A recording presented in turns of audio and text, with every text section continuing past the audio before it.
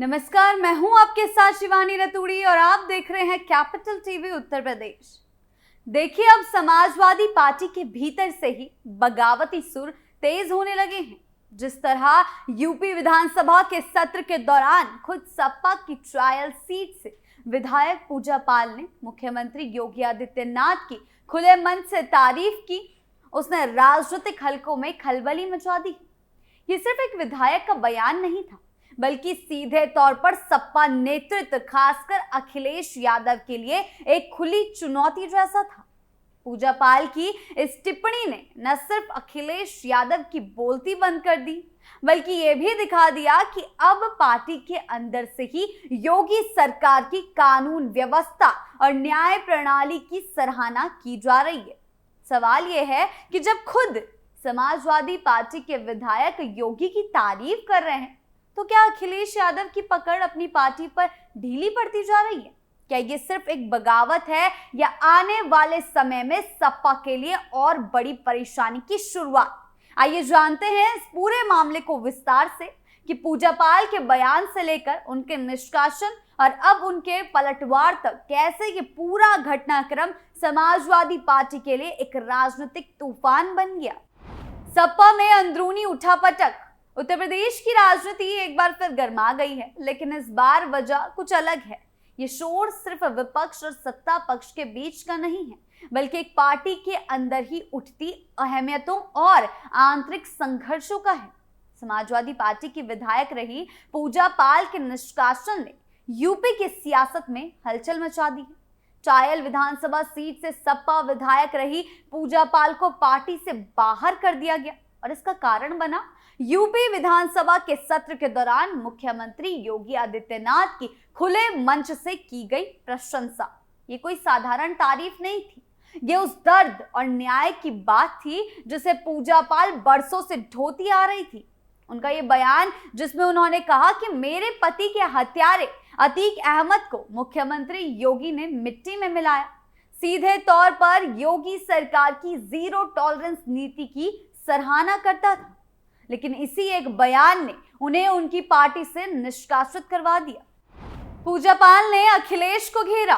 पूजा पाल का यह निष्कासन केवल एक व्यक्ति की पार्टी से बेदखली नहीं है, बल्कि ये समाजवादी पार्टी के भीतर चल रहे गहरे असंतोष, विचारधाराओं की लड़ाई और नेतृत्व के प्रति घटते विश्वास की झलक भी देता है।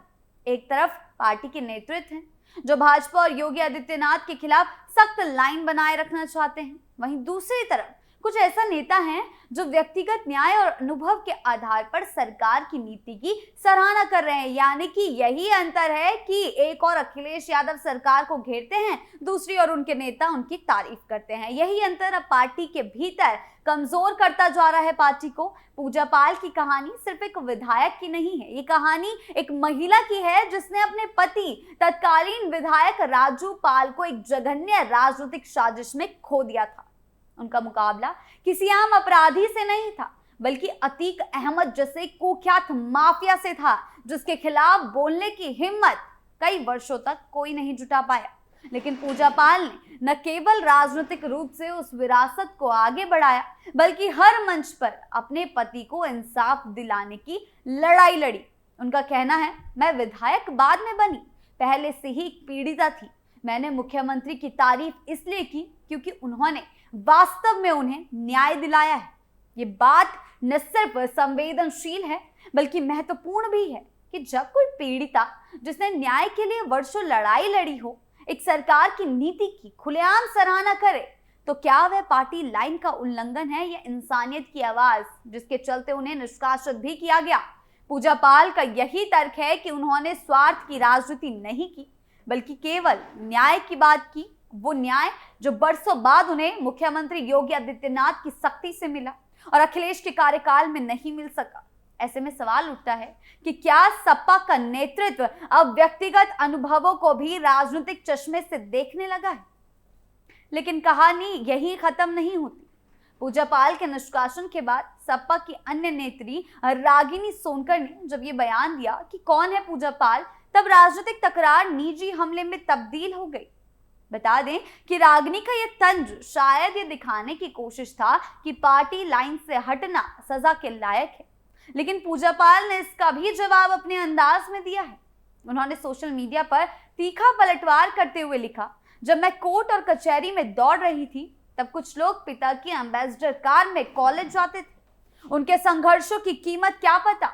ये बयान केवल एक राजनीतिक तंज नहीं है, बल्कि उस संघर्ष की कहानी है जिसे सत्ता की कुर्सी के पीछे बैठे नेता शायद समझना ही नहीं चाहते। लेकिन उन्होंने साफ कहा कि फिर भी बता दूं कि पूजा पाल उस पीड़ित की पीड़ित महिला है जिसने अन्याय अत्याचार के खिलाफ आवाज उठाई जब कुछ लोग उसी माफिया के घर चाय पानी पिया करते थे। ये तंज सीधा तौर पर अखिलेश यादव की ओर था। सवाल यह भी है कि पूजा पाल को पार्टी से बाहर निकलकर सपा ने क्या संदेश देने की कोशिश की। लेकिन सच्चाई यह है कि इस घटनाक्रम ने समाजवादी पार्टी के भीतर असंतोष की एक नई लहर पैदा कर दी। पूजा पाल अकेली नहीं है जिन्हें निष्कासित किया गया। इससे पहले अभय सिंह, मनोज पांडे और राकेश सिंह जैसे नेताओं को भी पार्टी ने बाहर का रास्ता दिखा दिया। इन पर भाजपा के पक्ष में राज्यसभा चुनाव में क्रॉस वोटिंग का आरोप था। अब जब पूजा पाल का नाम भी इसी सूची में जुड़ गया क्योंकि उन्होंने योगी आदित्यनाथ की तारीफ कर दी, तो ये स्पष्ट होता जा रहा है कि पार्टी में अंदरूनी मतभेद गहराते जा रहे हैं। विधानसभा के मंच पर जब पूजा पाल ने मुख्यमंत्री की तारीफ की तो ये किसी राजनीतिक गठजोड़ का हिस्सा नहीं था। ये एक उस पीड़िता की आवाज थी जिसने खुद दर्द सहा था और पिछले सपा के कार्यकाल में उसे न्याय नहीं मिला था। उन्होंने कहा था, मुख्यमंत्री ने मुझ जैसे कई महिलाओं को न्याय दिलाया, अतीक अहमद को मिट्टी में मिलाने का काम किया। क्या ये कहना मात्र से कोई पार्टी विरोध हो जाता है, कोई पार्टी विरोधी बन जाता है? इस पर जनता भी सवाल पूछ रही है। राजनीतिक विश्लेषकों की माने तो पार्टी पूजा पाल के निष्कासन से समाजवादी पार्टी की विक्टिम पॉलिटिक्स वाली छवि को झटका लगा है। एक पार्टी जो खुद को हाशिए पर खड़े वर्गों की आवाज बताती है, जब अपने ही पीड़ित नेताओं को बाहर का रास्ता दिखा दे तो उसकी विश्वसनीयता पर सवाल उठना तो स्वाभाविक है। यह भी स्पष्ट होता जा रहा है कि सपा में अब व्यक्तिगत अनुभवों के बजाय राजनीतिक लाइन का पालन अनिवार्य हो गया है। क्या ये लोकतंत्र के लिए एक स्वस्थ संकेत है? पूजा पाल ने मीडिया को दिए गए एक बयान में कहा कि उन्हें अब किसी सीट की परवाह नहीं है। उन्होंने स्पष्ट शब्दों में कहा, मुझे मेरे पति के हत्यारों का टिकट झुंझुनू के लिए काटने की खुशी है। ये बयान सीधे दिल से निकली उस महिला की भावनाओं को दर्शा रहा है जिसने अपने जीवन के सबसे काले अध्याय से लड़ाई लड़ी और उसे न्याय दिलाने वाले को धन्यवाद देना चाहा। लेकिन देखिए, इससे इतना तो साफ है कि सपा खुद के विधायकों को खुश नहीं रख पा रही तो वह किस तरह से योगी सरकार पर उंगली उठाती, उनके कार्यकाल पर उंगली उठाती है, जबकि उनके खुद के विधायक उनके खिलाफ बगावती सुर में हैं और खुद मुख्यमंत्री योगी आदित्यनाथ की जीरो टॉलरेंस नीति की तारीफों के पुल बांध रहे हैं। इस पूरे घटनाक्रम से एक और बड़ी बात सामने आई है, सपा के भीतर नेतृत्व को लेकर अविश्वास। जब पार्टी के कई विधायक एक एक कर बाहर निकल रहे हैं या निकाल दिए जा रहे हैं तो इसका मतलब सिर्फ अनुशासन ही नहीं होता, यह उस अंदरूनी दरार का संकेत होता है जो धीरे धीरे बड़ी फूट में बदल सकता है।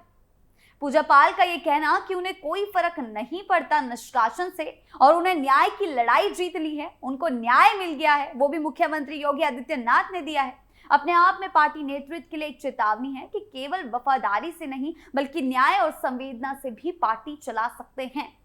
पूजा पाल ने इस मुद्दे को सिर्फ सियासी बयानबाजी नहीं बनने दिया, उन्होंने इसे न्याय, पीड़ा और मानवीय संवेदना से जोड़ा और यही बात उन्होंने जनता से जोड़ती है कि उन्होंने यही बात जनता के सामने भी पेश करी कि मैंने सच का साथ दिया। सोशल मीडिया पर उनके पक्ष में आए हजारों संदेश साफ बता रहे हैं कि जनता नेताओं से सच्चाई और ईमानदारी की उम्मीद रखती है, ना कि केवल पार्टी लाइन दोहराने की। अब ये देखना दिलचस्प होगा कि पूजा पाल आगे क्या कदम उठाती है।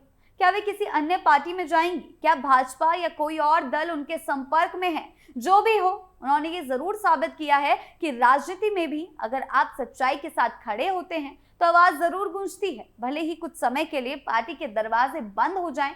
पूजा पाल का निष्कासन केवल एक राजनीतिक घटनाक्रम नहीं है, यह उत्तर प्रदेश की राजनीति में उभरते उस नए दौर की शुरुआत है जहां नेता अब केवल पार्टी लाइन पर नहीं बल्कि व्यक्तिगत अनुभव, न्याय और सत्य के आधार पर निर्णय ले रहे हैं। जिस तरीके से पूजा पाल ने मुख्यमंत्री योगी आदित्यनाथ की जीरो टॉलरेंस नीति की तारीफ की है। पूजा पाल के निष्कासन ने उत्तर प्रदेश की राजनीति में सिर्फ एक हलचल नहीं मचाई बल्कि एक बड़ा संदेश भी दिया है कि राजनीति केवल पार्टी लाइन का पालन करने का नाम नहीं है बल्कि यह इंसानियत, न्याय और व्यक्तिगत अनुभवों की भी लड़ाई है।